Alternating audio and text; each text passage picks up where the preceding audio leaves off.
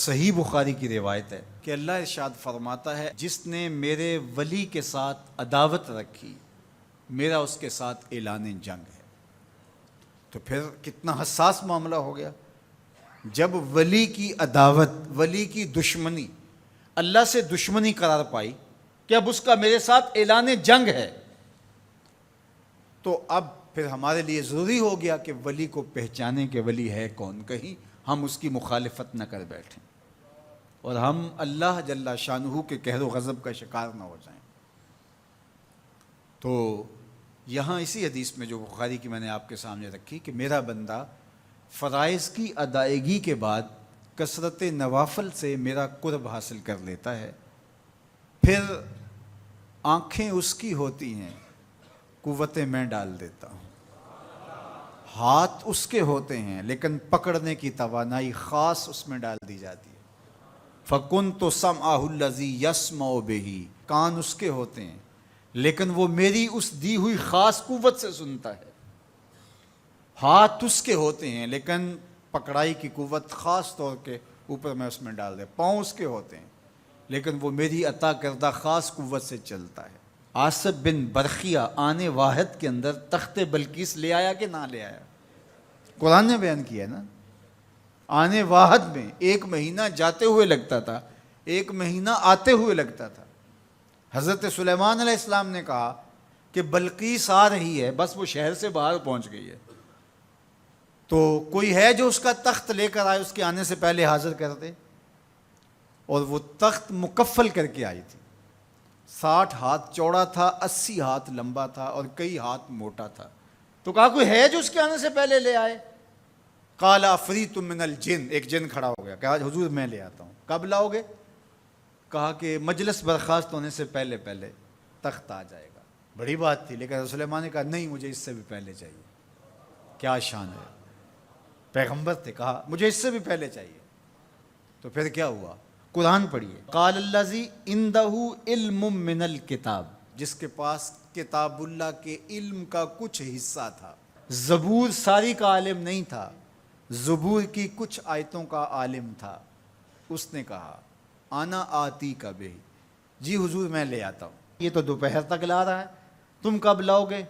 کہا قبل ان یرتد الیک طرفک، آپ آنکھ بعد میں جھپکیں گے، تخت پہلے پڑا ہوگا۔ یہ قرآن نے کہا ہے نا۔ اور ابھی حضرت سلیمان نے آنکھ جھپکی نہیں تھی تو تخت سامنے پڑا تھا۔ جب اس کو دیکھا تو بے ساختہ کا ھذا من فضل ربی، یہ میرے رب کا فضل ہے جس نے میری دہلیز کے ایک خادم کو یہ طاقت عطا کی ہے کہ 1 مہینے کی مسافت سے اتنا بڑا تخت آنے واحد میں آنکھ جھپکنے سے پہلے حاضر کر دیتا ہے۔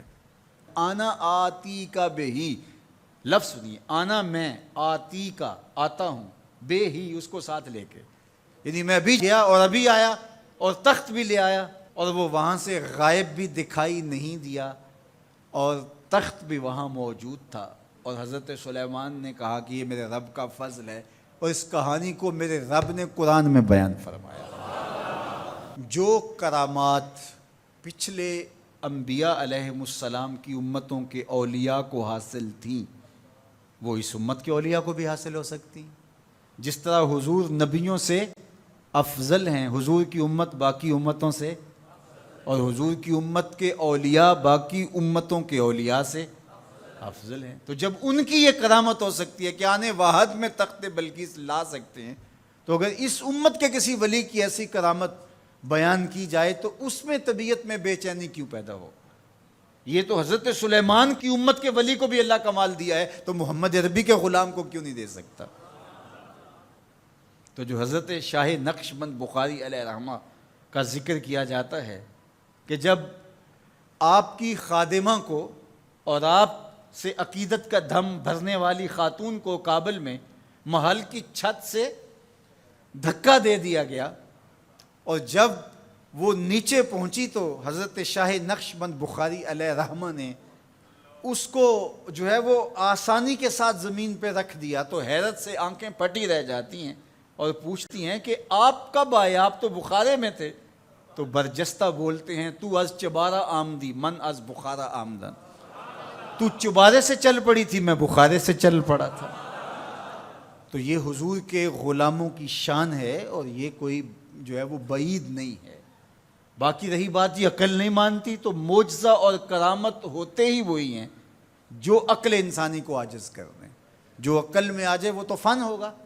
ما یعجز بہ العقل، عقل کی جہاں پہنچ نہ ہو، جو ظاہری اسباب سے ماورا ہو، جو چیزیں ما فوق الفطرت ہوں، تو انہیں ہی تو کرامت، قدرت یا معجزہ کہا جاتا ہے۔ اور اگر وہ عقل اور فہم اور ادراک میں آ جائیں تو پھر جو ہے وہ کیا ہو۔ تو اس کی نظیر ہمارے پاس قرآن میں موجود ہے۔ اب اللہ کا ولی کون ہوگا؟ حضور علیہ السلام سے پوچھا گیا، ابن مردوی اور باقی لوگوں نے روایت کیا کہ حضور ولی کون ہے؟ تو حضور علیہ السلام نے ارشاد فرمایا، اذا رؤوا ذکر اللہ، جس کو دیکھو خدا یاد آ جائے، جس کو دیکھنے سے رب یاد آ جائے، جس شخص کی صحبت میں بیٹھ کے رغبت دنیا کم ہو اور رغبت آخرت بڑھ جائے، اس کی صحبت غنیمت سب۔ اچھا، قرآن نے جو ولی کی علامت بیان فرمائی وہ یہ ہے، الذین آمنوا وکانوا یتقون، یعنی ولی کی جو علامتیں ہیں وہ ایمان اور تقوی ہے۔ کوڑا تخت دنیا دا باہو، فکر سچی بادشاہی،